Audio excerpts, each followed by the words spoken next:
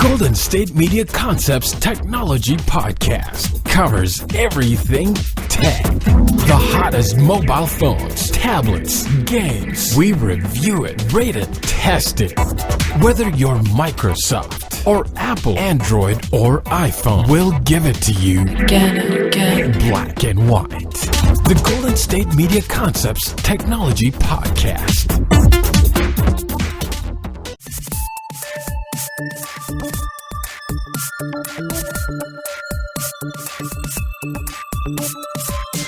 Hello and welcome into the GSMC Technology Podcast. It is a Thursday, and I am Tom Doherty, your host. As always, this podcast is brought to you by the GSMC Podcast Network. Today, we are going to just go over some stuff with the, obviously we had iOS 12, we had some stuff come out with that, obviously with the WWDC earlier this week. We know all the little nicks and crannies of what that iOS is going to be like and what the different features are going to be. Also got some updates from what we're going to see from the new Mac OS, which is called Mojave. I could not remember what it was on Tuesday for some reason, but it's Mojave, which makes a lot of sense because, you know, Apple going off of that, they like to pick, they've stayed in California, it seems like, so they've done like El Capitan, Sierra, I'm trying to think what they're on right now, but they've done all like these like mountain ranges or physical areas in California, and now they're on the deserts, so we're in Mojave. Next, we're going to have Death Valley, and that's going to be the end of macOS. That's when they decided to not make laptops anymore. No, I'm just kidding.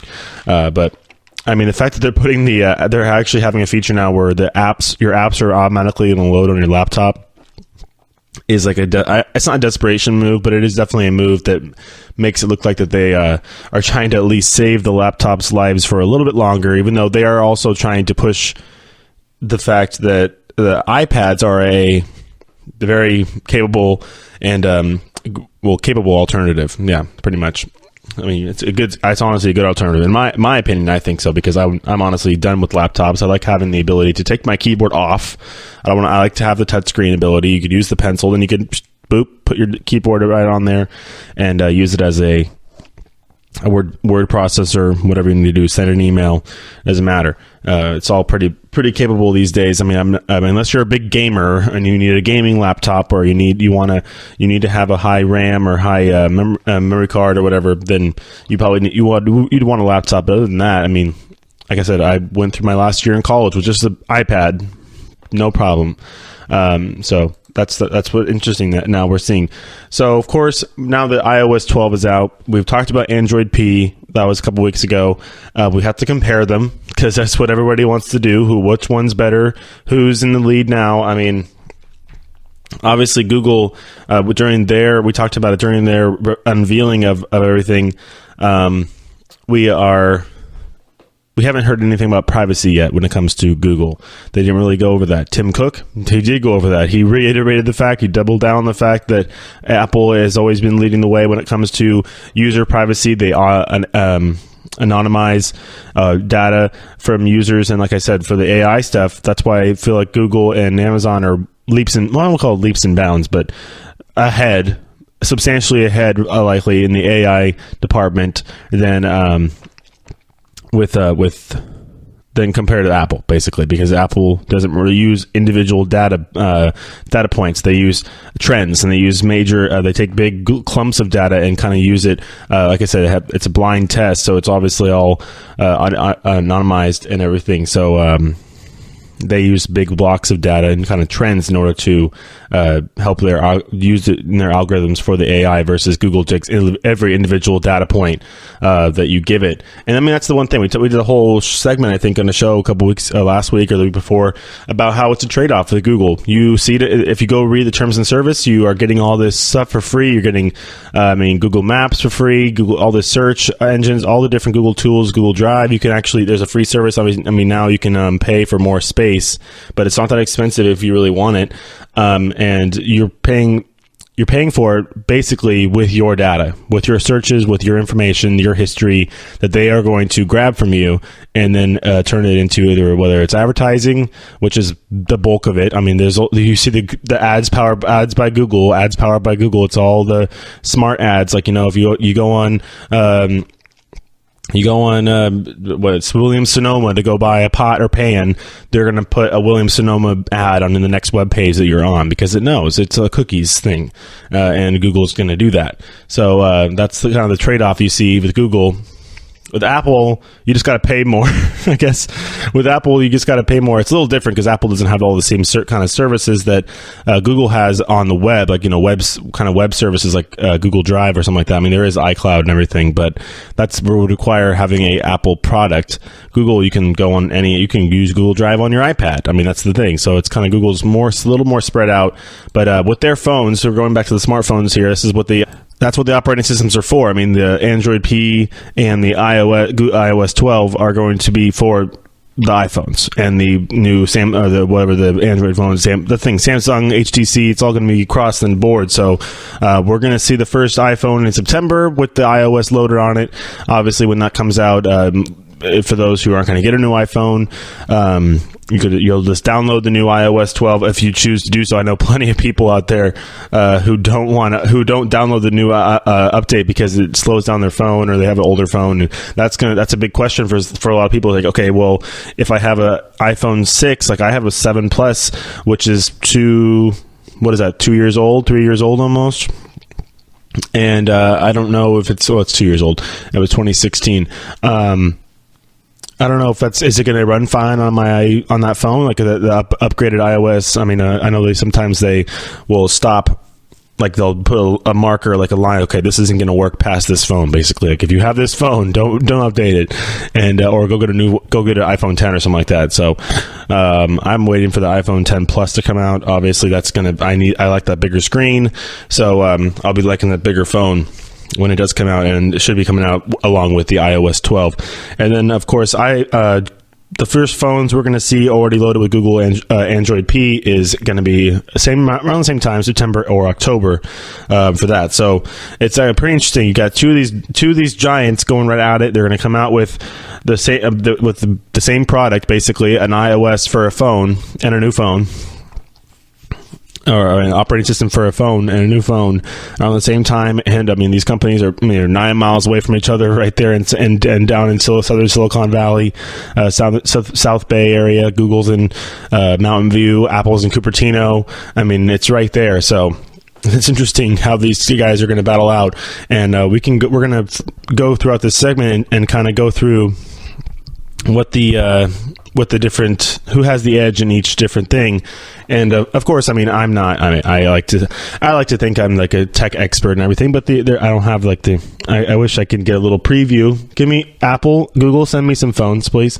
But CNET is also a really good source for you to go out there and look at reviews and just kind of get if you want to switch over to Apple from Samsung or Android or vice versa. You can get some good reviews there. So I'll give my thoughts as well. Obviously, I'm not a dum-dum over here. I know what I'm talking about a little bit, but we like to get our information from valuable sources, and that's definitely CNET's one of them. TheVerge.com also is a big source that I like to use as well. So for those who haven't heard of that, go look up TheVerge.com as well. All right, go looking at it. I mean, the notches, obviously, the iPhone has kind of a heads up on that. Everybody's kind of falling into the line when it comes to the notches on top and the gestures. We're going away with the home button. And it's turning to those gestures, which I really like. The fact that, I mean, you swipe up, open up, you have the Face ID, you pull down from the right corner to get your command center. Left corner is just like, pull down like normal to get look at your notifications, or from the middle. So everybody's kind of going to the notch. I think iPhone 10 had a step up on that. The fact that it came out last year, we're going to see probably a little smaller notch, I think, with the new phones. Or eventually we're going to get to a phone apparently with no notch, which I don't know how they're going to do unless you look up that phone that you saw. We talked about, I think, from China, the one that has a little recessed camera that has a mechanism that pops it out of the top of the phone. That I don't know. That you're going to really have to test that. Really have to get it to work every single time, because I mean, how many pictures? I have thousands of pictures on my phone, or not thousands, probably 1,000. But we take a lot of pictures, and every single time you want to take a selfie or take a front forward facing picture, that thing's got to pop up every time. I mean, what happens when I get jammed? Because knowing mechanics, it's still 2018. It's not nothing's perfect, and things get jammed.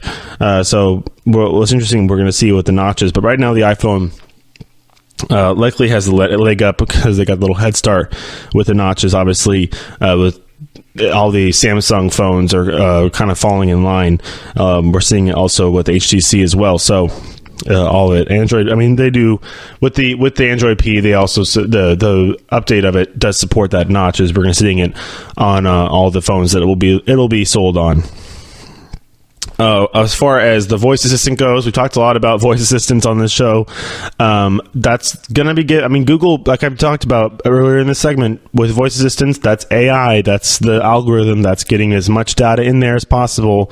That's learning people's preferences. That's learning voices. That's learning search history. Getting more and more data in there is going to make your voice assistant more as helpful as possible. Obviously, Siri is getting a much needed facelift and upgrade this year as well, but we're seeing more and more people kind of lean towards that Google Assistant. And I mean, whether it's the fact that you're seeing it, we're already going to see it with the Google Homes, and the fact that it's going to be doing a lot more. I mean, the Duplex we're going to see Google Duplex come out, where it's actually going to be able to talk to humans.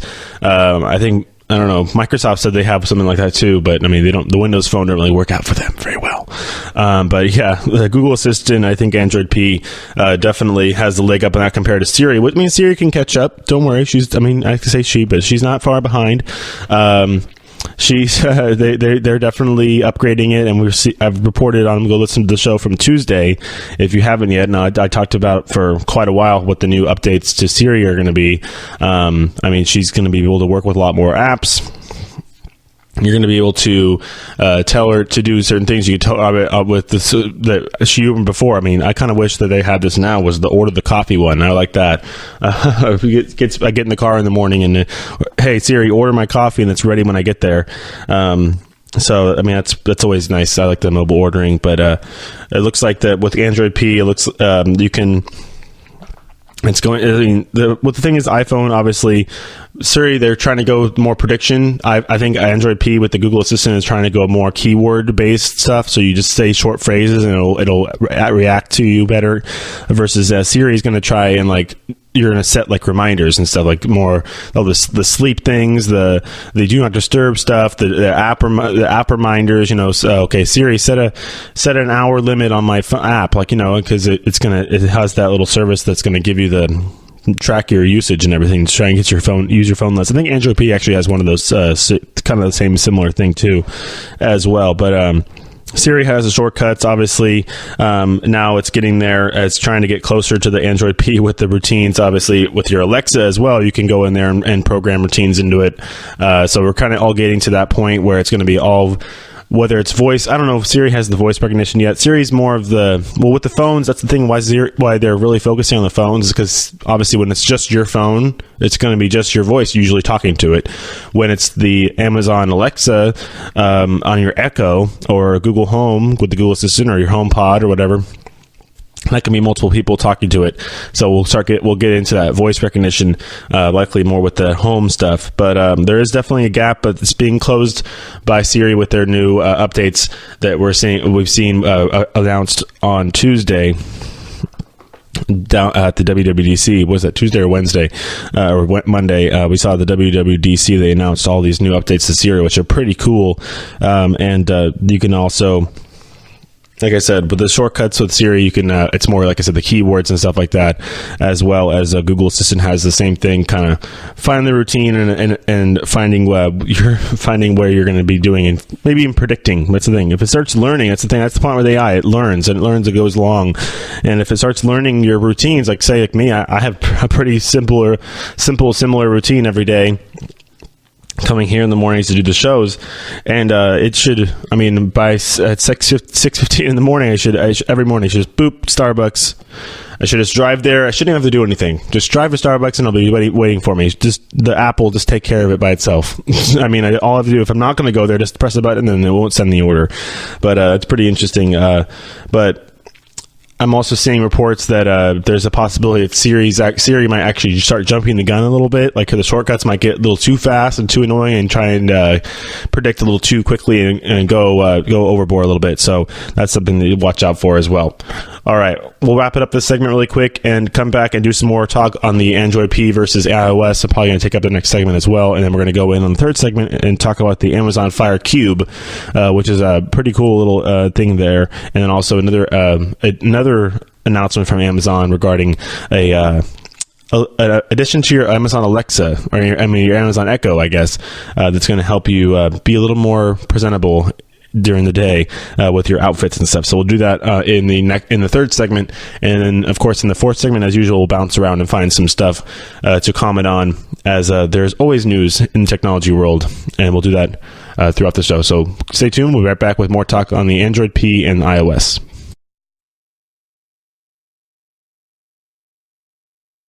Do you want to be healthier, yet you just don't know what to do? All these shows telling you this and that, but nothing seems to work. Well, listen close. Golden State Media Concepts has got something great for you. The Health and Wellness Podcast, dedicated to workout trends, healthy eating habits, diet, and everything about healthy living. Join us in our banters as we help you not just live life to the fullest, but live it to the healthiest.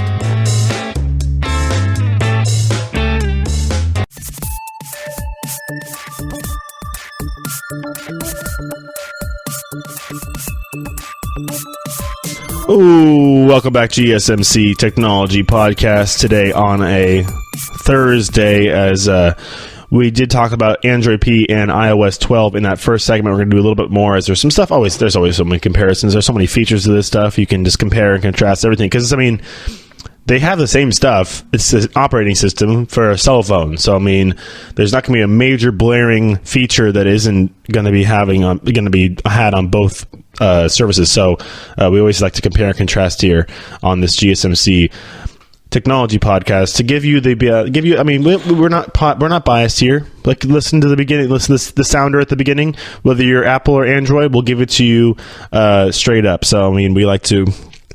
We're not biased here. I can tend to be a little biased because I've been an Apple person for most of my life. So I don't like to be super biased, but we're going to go into the more stuff. I know messaging is a big deal. I think Apple kind of figured it out. I think they figured it out early. They figured it out and they pushed it. iMessage is awesome. Sometimes it can be a little squirrely where it'll just stop working and it'll go into text messages. But iMessage has got to be one of the better additions that Apple has come up with. And as it's getting better and better, obviously the animojis are great. You can now make the more personal emojis, the me emojis, which we talked about on Tuesday a lot. And the fact that you now can pick up a wink, it'll pick up your tongue movements and stuff like that. So, if you're trying to be cute or silly, whatever, with your phone, it's all about that. But the thing is with iMessage, the Wi-Fi texting, the fact that it's all kind of in one. I don't know if they even have a Google has that's one thing I said. They kind of have the same kind of things back and forth, but Google, do they have a Android to Android like special messaging? Because they even look different. When you text, for people who have iPhones, if you have an iPhone and you're texting somebody else with an iPhone, the messages are blue. If you text somebody with a non-iPhone, it's green. So they can tell you the differential, and it can actually it'll give you more information, and it'll send the message probably faster because it's using internet versus a cell phone. Cell phone towers, SMS texting. So iPhone, and then obviously the fact that you can use it on your iPad, it goes to Mac. Messaging is, you can have things forwarded. Fortunately, now with the Macs and with your iPad, even if you get a message from somebody who doesn't have an iPhone, you could actually have those messages forwarded to your other devices. So if you're on a Mac or on an iPad and you have friends that have you want to text on your iPad, you're like, you can text people with iPhones on there. No, you can actually forward messages and send them out, and they'll kind of go through your phone. So it'll link up with your phone. You can go into the settings and find message forwarding, and it'll work like that. as far as it goes with the texting, I mean, they both have the emojis. When you have, like, I like that with iMessage, you can just you can send the screen effects and everything. I bet you Android will probably have something similar, but there's no Android chat. There's no, a message. There's iMessage. I mean, it's kind of a known thing now, and Apple really curbed the market on that. We're going to create our own internet messaging, and it's going to be integrated right into the same messaging app, texting app you use anyways. I mean, it's basically like using WhatsApp all in one, because it's like all in the Wi-Fi. And even if like we have an iPad that doesn't have cell service, or an iPod Touch, I mean, that was kind of the thing. People who, I remember back in the day when everybody had an iPod Touch and like a flip phone, because the iPhones were not quite there yet, but the iPod Touch was a big deal. And if you were in Wi-Fi, but you got your phone taken away when you were a kid, and you got your phone taken away, I saw my iPod Touch, and I could text while I'm in Wi-Fi, which is always nice. Thank you, iMessage. All right, so we're going to move on to the next thing. Obviously, the face unlock is a big deal. Secure versus convenient kind of thing is always the question mark. Like, okay, is it actually going to work? Like, I remember when the Touch ID came out with your fingerprint, it was awesome. And then I had a phone, I had a 5S, I think, that was one of the first phones that had the Touch ID on it. And it would work half the time, maybe three quarters of the time. Then there was a time where it would never work. I had to put my fingerprint on there. It wouldn't take my fingerprint. It was really frustrating, actually. And then now with this new phone, the newer phone that I have, if your finger's sweaty at all, or if anything is on the screen, it's still kind of not functional. I mean, it works probably 90% of the time. Otherwise, I'll just put my passcode in, which is a 6-digit passcode, mind you, so sometimes it can be annoying. I think with the Face ID, it's getting real convenient. You look at the phone, it turns on. I mean, it unlocks, and you swipe up, and you're in the phone. I mean, I know that your Google, they're going to have Androids, they're going to have that face unlock as well, but it's not secure. I mean, it's not. The thing is, that's face unlock. I feel like fingerprints are a little more secure, because I don't know what they're reading. They're reading your fingerprint. We all know what a fingerprint is. When they're reading Face ID, is it your retinas? Is it your facial structure? What is?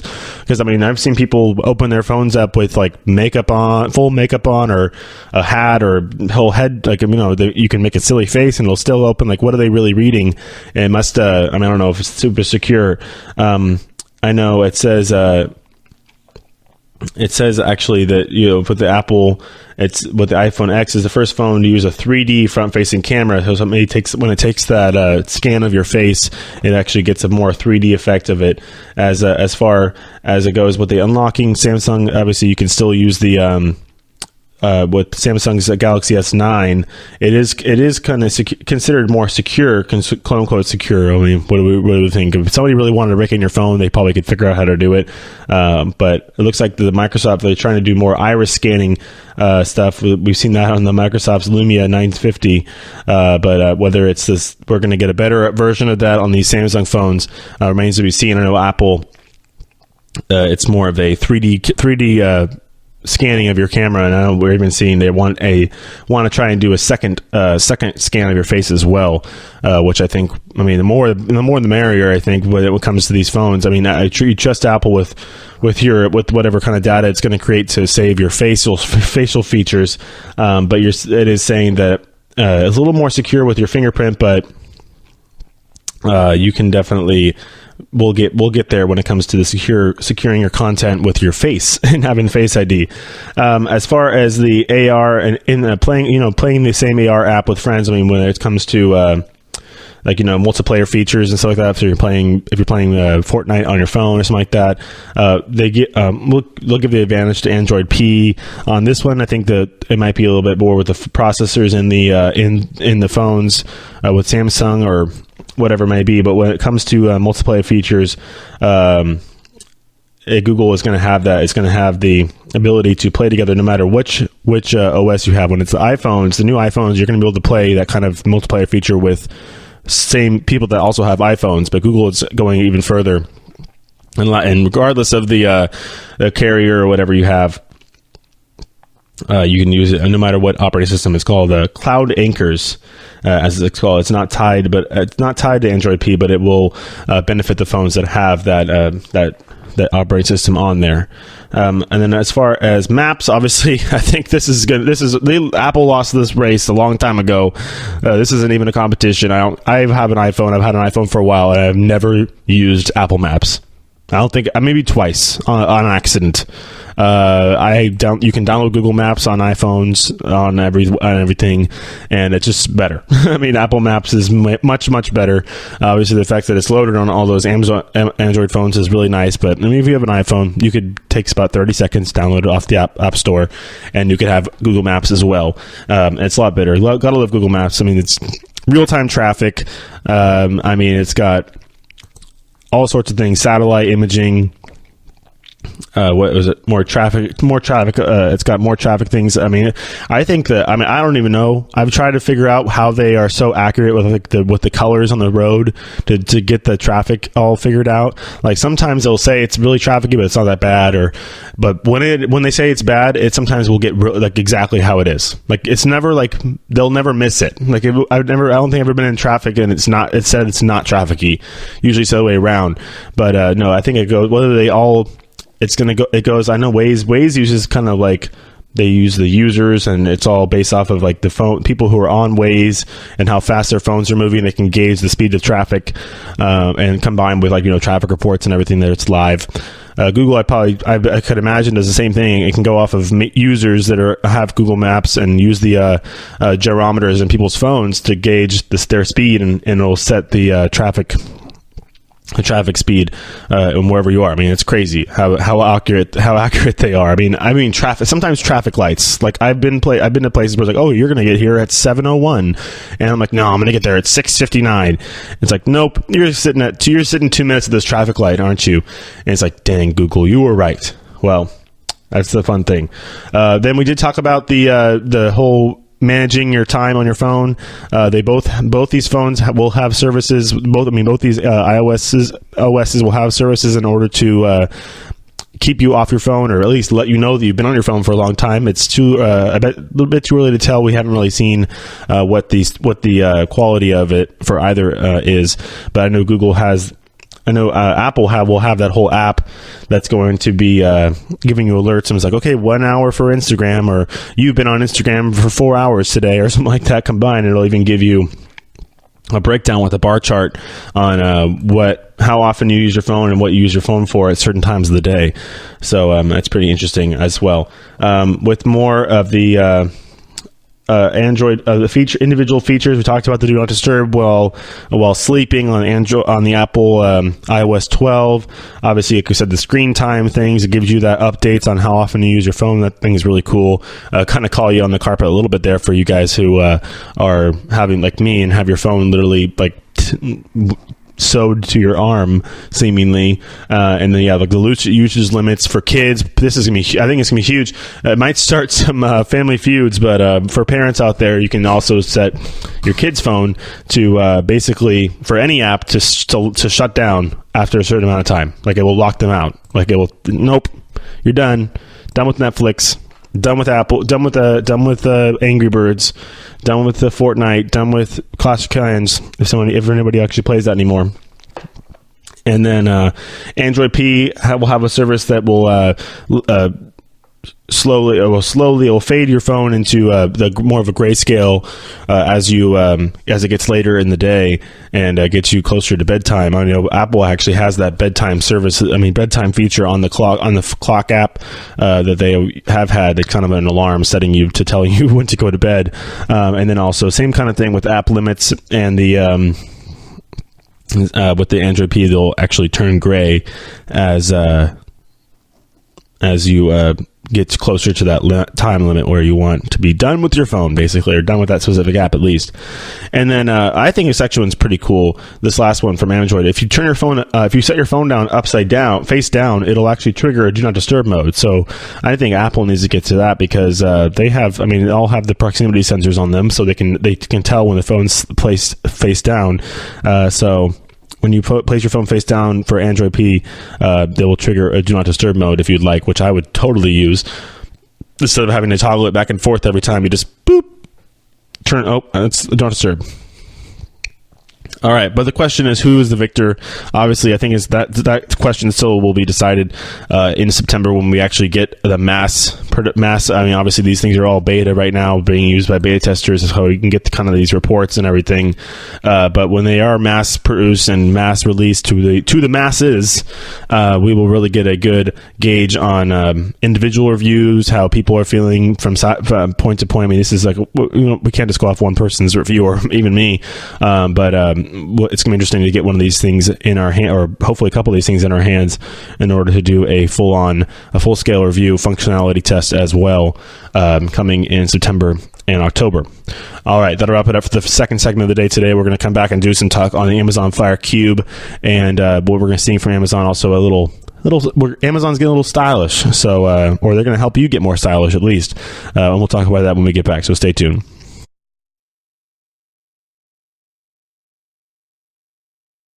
Tired of searching the vast jungle of podcasts? Now listen close and hear this out.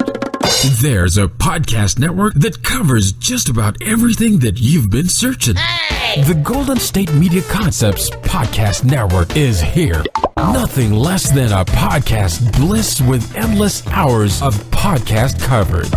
From news, sports, music, fashion, cooking, entertainment, fantasy, football, and so much more. So stop lurking around and go straight out to the Golden State Media Concepts Podcast Network. Guaranteed to fill that podcast itch. Whatever it may be. Visit us at www.gsmcpodcast.com. Follow us on Facebook and Twitter, and download us on iTunes, SoundCloud, and Google Play.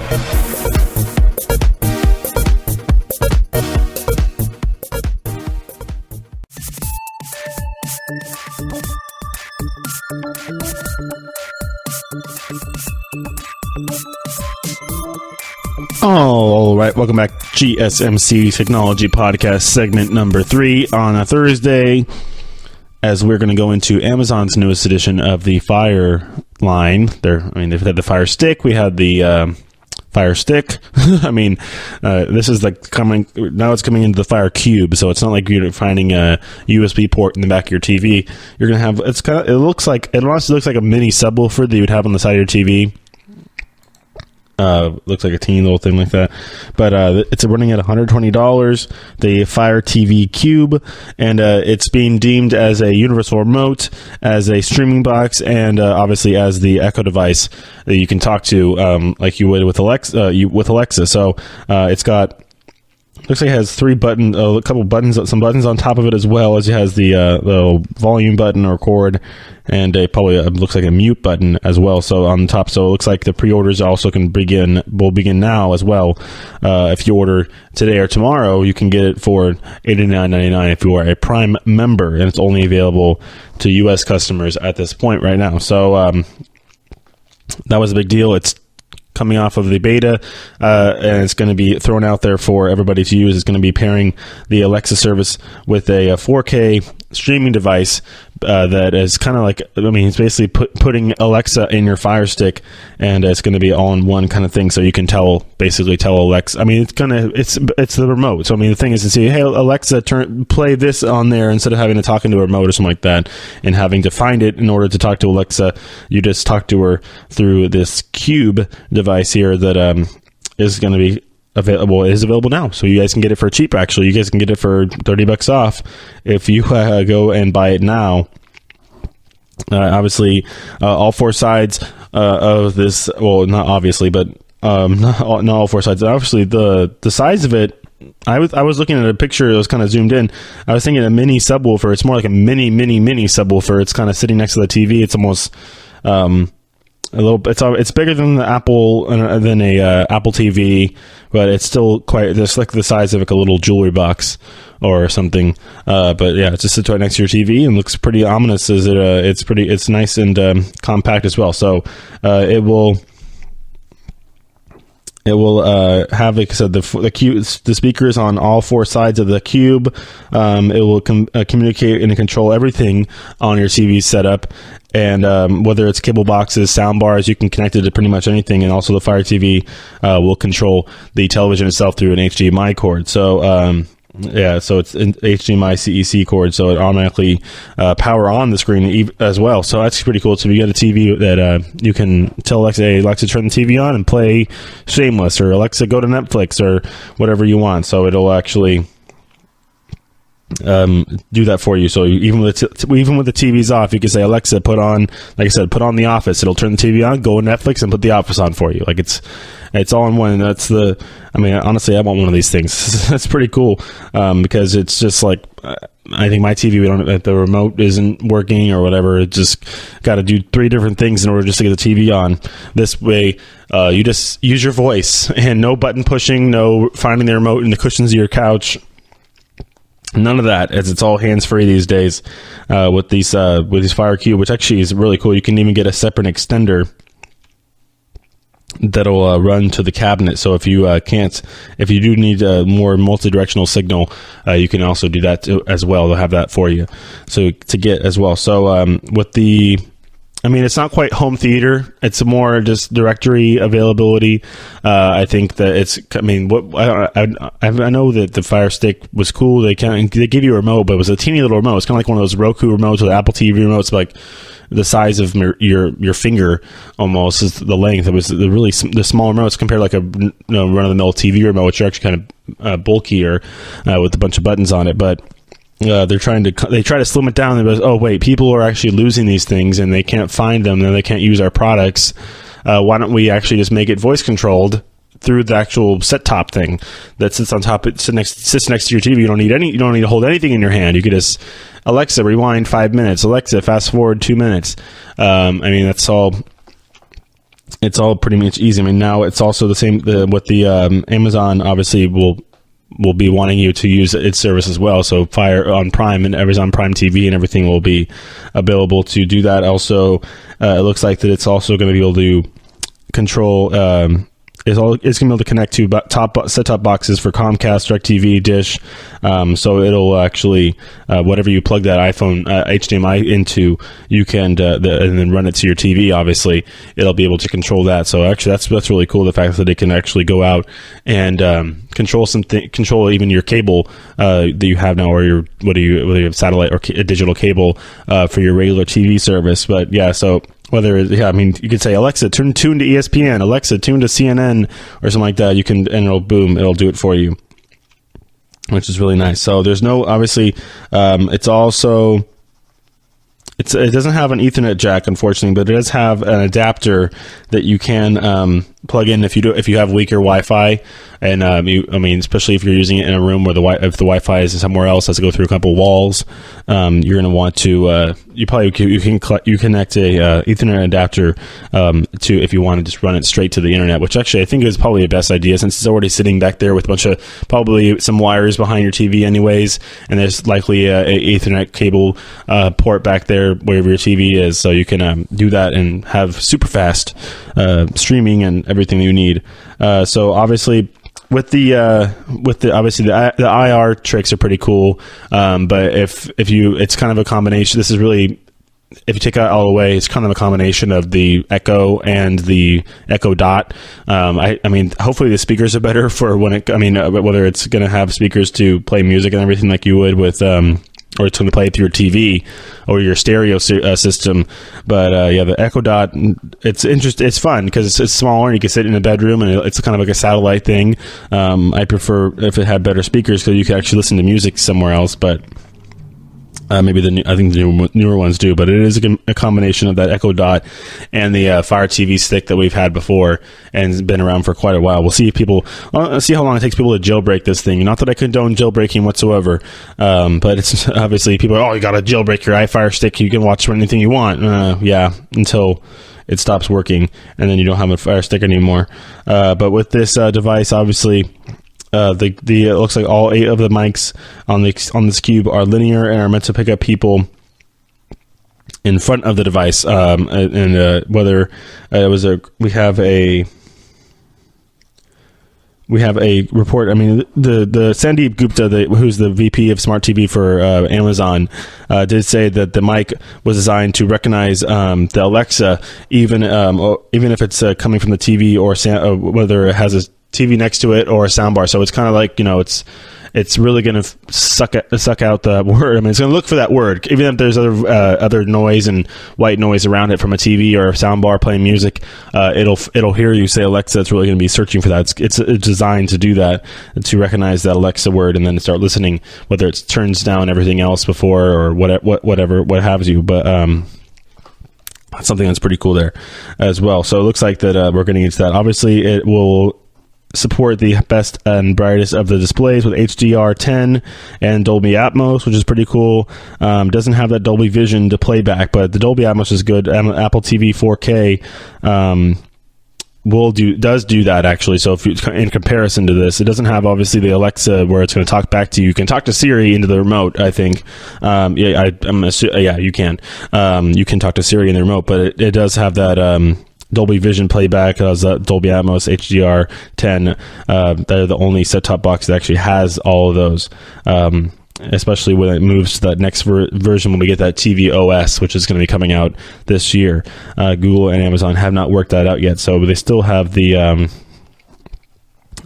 regular stuff without that vision playback. We're still waiting on a YouTube app, and also, but you can still obviously search YouTube.com through Firefox and get your streaming that way. But we're waiting. I don't know why. That makes no sense. That the Amazon, you think Google is their buddy, or not their buddy, but when it comes to the stuff, you think you'd be able to go get a YouTube.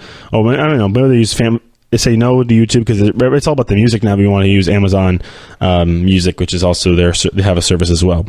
But you can also, of course, just go to Firefox.com and search YouTube.com, and it'll work just the same. All right. I do want to mention, actually, of course, as any Alexa device, you can integrate the Cube into your routines.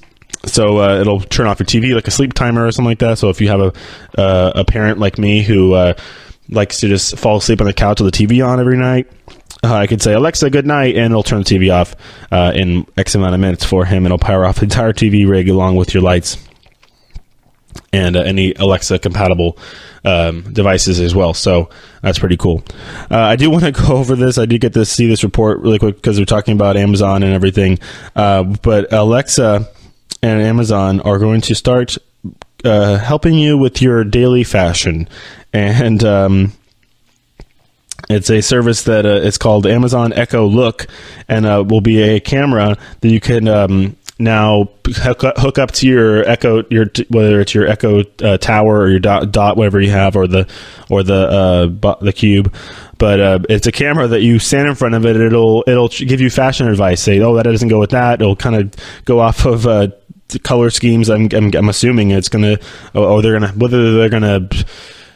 gonna hook you live with Tim Gunn or something like that. I don't know about that, or Heidi Klum or whoever that is. But I mean, not whoever that is. I know who that is, but whoever they want as a style guru. But it looks like this is it's gonna analyze your clothing style and then match you with the most in and fashionable recommendations that are possible, obviously. So, I mean, that's kind of cool. It'll get the trend setting is kind of cool. The fact that it's going to help you find trends and things like that. I think the color coordination is like, okay, dummy, that doesn't go with that. Like, come on, guys. Gray doesn't go with tan as much.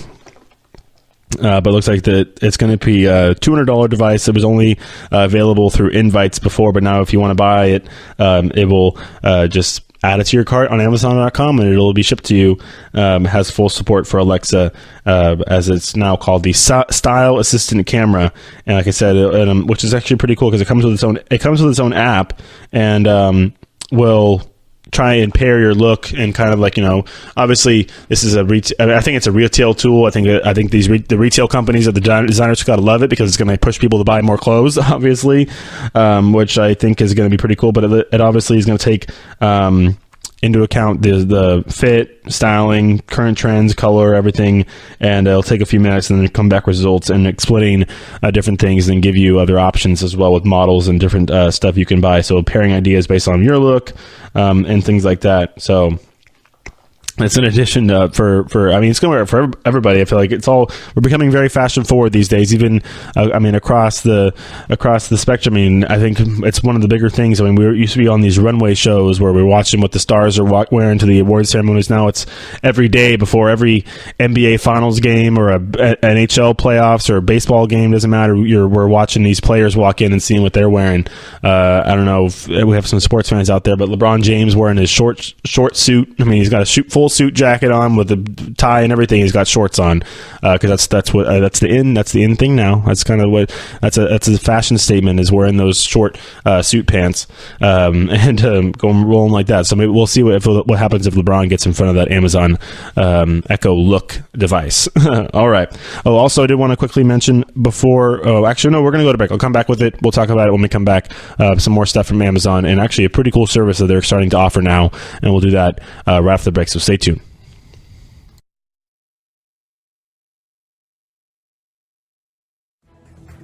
Want to find out what movies to go see? Then check out the GSMC Movie Podcast. It's your ticket to the latest movies, whether it's a new blockbuster event, romantic, comedy, or action flick. This show has got it all covered. They talk some what to go see now, don't bother, what's hot on Netflix, and everything in between. That's gsmcpodcast.com/movie-podcast. When it's all about the movies, it has to be this new show. Don't forget to like them on Facebook and follow them on Twitter. Visit gsmcpodcast.com for more info.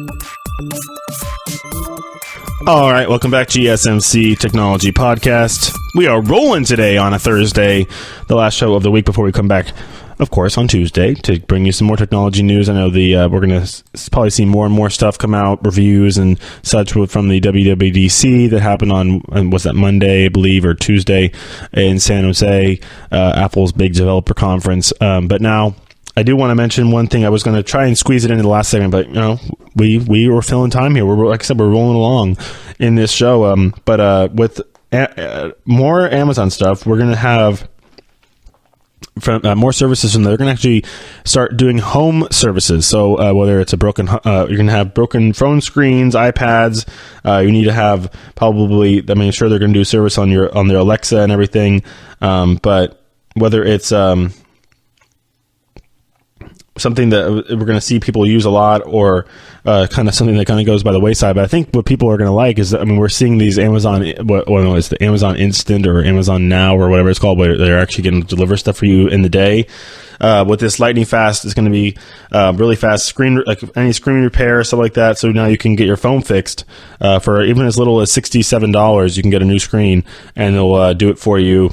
Whether they're doing it actually in your house or they're going to come get it from you and then do that. So the Amazon Home Services will be available, I think, now. So they're going to be able to fix any crack on your screen from an iPhone 5 to iPhone 8 Plus. And you can pick an appointment, and they will send somebody to your door. And as early as tomorrow. And if your schedule's if you have a busy schedule, you can schedule it out days in advance as well. So you can, and also they can come to your place of business as well. So you don't have to go sit in line in the queue at Apple. I love when I get in there. There's nobody, and everybody's just shopping around, but there's like two people in line in front of you to talk to the guy with the iPad, and he's like, we don't have any appointments today, or it's going to be an hour and a half wait. I'm like, great, thank you. I'll have to come back here tomorrow. But nope. Now with Amazon, you can just have a very capable techie come to your door to fix your phone screen for you, which is a pretty cool service, and I'm sure it'll expand even more and more as we go, as everything becomes more. I don't want to say transparent, but just more, Metro. Everybody's out there. We're having people come to our houses just to fix our phones. The fix all places are going down. They're probably going to fix a bunch more stuff too. It's Amazon Home Services. It's just the beginning. All right. As far as some more tech stuff, I want to cover a little bit here as we go through the. I'm going to go to my thing here, obviously with the we have more fallout from the EU and their changes to their to some of their policies, and obviously the privacy laws coming out and everything. Google, with the fine, obviously we're already seeing fines and I think it was what I say last time, $3 billion already in lawsuits from this, but it looks like the Google could be seeing a fine from the EU, directly from the EU, and it could be record-breaking, as there is the antitrust investigation from the EU going on, and it's investigating Android, and obviously they're finding some stuff that they don't like, and the fine is going to be expected to be announced in July, and I'm hearing reports saying that EU could fine Google up to $11 billion, which is about 10% of the Alphabet annual turnover, which is that Alphabet is that Google parent company. So, which is interesting. It's unlikely it'll be. I mean, we're 11 billion. They always like to throw the big word out there, big number out there. It likely won't reach that. But the record is 2.7 billion when it comes to a fine of any nature we've seen. So that's the record, and likely it will usurp that. And breaking, obviously, when you break antitrust laws in Europe, you're going to pay for it. Google was unfairly promoting its own services. I mean, demoting rivals, of course, and search. When you can control the search results on things, I feel like obviously that's another way they make money, is by you pay them to pop your search. Your site up at the top of the search, basically. Whether I know that's been deemed they can do that if you want to pay for it, but it looks like that they're actually boosting their own services up to the top of those search bars, not giving others a fair chance. So they're pushing down rivals as well. So, I mean, of course, there's reports, it's just going to be a headache. They'll just deal with it. It's a speed bump for Google. They've had fines before. It didn't really change anything to them. But with this Android stuff, it could be changing a little bit more with the Android. They're going to have to, as far as marketing goes, they're probably going to have to change up their ideas when it comes to how they're going to market the new Android P, and I mean, this is kind of another thing just to get in their way. Could force the company. The EU could also force it just through. I wouldn't call it coercion, but just like, you should change this, huh? Hello, and that's change their policies. And as well, I mean, Microsoft had this happen to them as well. So whether it's a Microsoft moment, monitoring could come, and I think Microsoft had that too, with the EU is monitoring them and ensure the company could be is compliant. They're going to have some people watching over their shoulders. All right. We have some news from Lyft, as Lyft is redesigning its app and is now pushing carpooling and mass transit. So, I mean, obviously we saw the Uber Pool come out. It was actually went over pretty well, as now Lyft is trying to get into that, and where it's called they used to have that Lyft line, the carpooling. Now it's becoming rebranded as shared rides, and will be more pushed forward in the app, as you're trying to get people to use the same car as a part of a way to help lower emissions and reduce carbon footprint for the app, so the company. So it's funny, you call them apps. These are massive companies. They're basically apps. I mean, that's the thing. They're just apps, but they're massive companies. Obviously, have big service. They do a big service and everything. Same thing with Uber, but it's just funny calling them apps when they're massive companies. But obviously, with the Lyft line changing to shared rides, and then they're pushing that forward, trying to get that carbon footprint down. Obviously, as we're kind of, I mean, people have shared taxi cabs. I mean, like now the Uber Pool has worked well. Lyft line, I'm sure, worked well. They saw it worked well. It's been 40 years since they did it. Uber did do a little bit of a redesign as well. Obviously, Uber having to deal with some deal with some policy stuff. Obviously, Uber getting in the news. I mean, I think I saw 2 back-to-back commercials the other day watching the NBA Finals. One from Wells Fargo saying, "Oh, sorry, we messed up. We were established, and this year we re-established in 2018 because we're changing our ways. We're going to actually do things correctly now, not try and open up multiple accounts for you. And then Uber, it's the same thing. Like Uber started in whenever Uber started 2010 or something like that. We're going to stop having our drivers be promiscuous or whatever. I mean, their problem was, I think it was some sexual acts happening between drivers and riders. It was not a problem, not a good thing that was going on. And Uber's like, we're really going to train our drivers now. We're going to make sure that they're not doing anything provocative or allowing you to do provocative things to them. I mean, it's kind of crazy the things you can read out there and find some of these Uber stories, as they're also trying to rebrand, relaunch, reamp, whatever kind of word you want to say. They're restarting everything and trying to do. Obviously, when you're a big company like that, though, and you provide kind of a commodity service, which is like rides, and people don't like taxi cabs anymore. They love just popping on their phone and boop, and especially when they're coming out of the bars, you're probably gonna be fine. But the fact that we've had two like little weird apology commercials back to back from each other is interesting. Seeing them put side by side. But as far as it goes, I mean, I know both these now Lyft and both Uber are trying to reduce their footprints and have people use the same car and use this Uber pool as a tool to try and be more green. All right. We're seeing reports on now with the you can rely on Siri on your Apple Watch, but you can now bring Alexa to it with the there's going to be Alexa app on your Apple Watch, and you don't need to use your iPhone, obviously with the new Series 3 watches that are coming out. I couldn't talk for a second there. With the new Series 3 phone watches are coming out, you don't need your phone to be tethered, have it tethered to. It's going to support cell service by itself and LTE and everything. And it'll be obviously they did want you just to use Siri, but I mean, I feel like with Amazon, there's the Alexa app. You have people, it kind of knows, it's already people are used to this feature, and it has different things that it could do. So with the smart home features is mostly what it's for. So you can just say Alexa into your watch to if it's connected to your with everything's connected to your lights and your TV, your house, everything is all connected. So if you want to have Alexa on your watch, your Apple Watch, it's available to do now. Some gaming news. We have a new game from Oculus Rift coming out that you'll really enjoy with I feel like with VR, and it'll be able to really it's kind of more of an open map. It's called Stormland, and it's an open world game that through Oculus Rift that'll let you really get into VR and explore freely with the VR headset. And it's a Stormland. It's going to be out. I don't know if we have a release date, but they definitely have announced that through Insomniac Games and Oculus Studios to deliver this game that could be proving the biggest advancement we've seen in VR. And it's due out in 2019. So there we go, as the largest and deepest game for the Rift. So it's trying to get more push. Obviously, we're seeing the fact that they came out with that.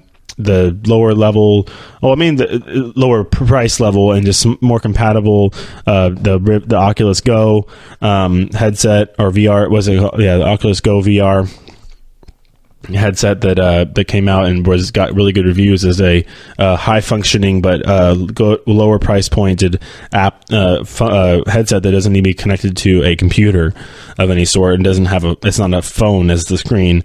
So it's pretty cool that we're seeing this now come out. It's 2019 as this is the first I've seen from these reports for the Stormland game that I think will probably end up being really popular as we're getting people into this VR. I know everybody still likes to people like to play with their heads, with their hand controllers on the Xbox One or on the PlayStation 4. But I mean, I feel like it's we felt like it was going to be the future a while back. Was going to be everything's going to be hands free. We're just going to be looking through. We're going to be watching. We're going to be doing everything through these headsets.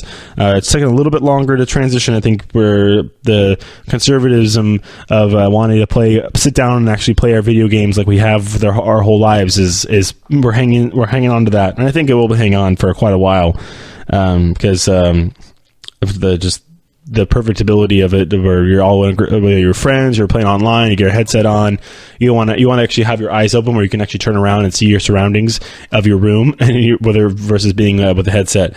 But we're going to get there. We will get there, and I bet you there's going to be like VR clubs and teams where you're going to go into a room and all play together or something like that, and you're on your headset, even though you can't see each other. Well, you can probably, because they're wearing the headset too, and they can know where the game is. All right. As a couple more things as we're coming to the end of the show here, I did. We could just recap what we did. As I'm not really.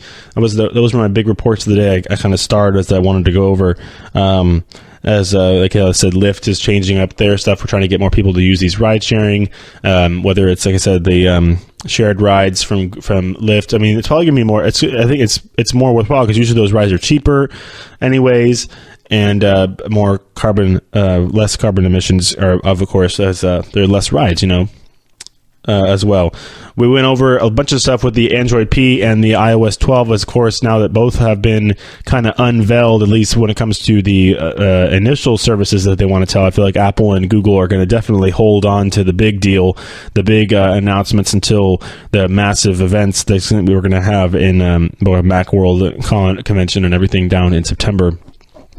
When all the phones are released and everything will also release, we're going to have probably even more and more abilities being announced for these new operating systems, as we have just, I don't know if it's scratch the surface. We've gotten some serious news, but we're going to see even more and more of it, as both these companies, I think, are kind of keeping the big stuff close to the chest. Also, Amazon coming out with the Amazon Fire Cube, which I think is going to be pretty cool. I definitely want to try one of those things and see how it works and how capable it is with talking to it, and if you really don't need to use a remote, if it's an all-in-one universal remote for you as well.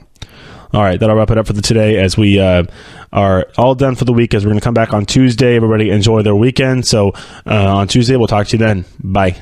You've been listening to the Golden State Media Concepts Technology Podcast, part of the Golden State Media Concepts Podcast Network. You can find this show and others like it at www.gsmcpodcast.com. Download our podcast on iTunes, Stitcher, SoundCloud, and Google Play. Just type in GSMC to find all the shows from the Golden State Media Concepts Podcast Network, from movies to music, from sports to entertainment, and even weird news. You can also follow us on Twitter and on Facebook. Thank you, and we hope you have enjoyed today's program.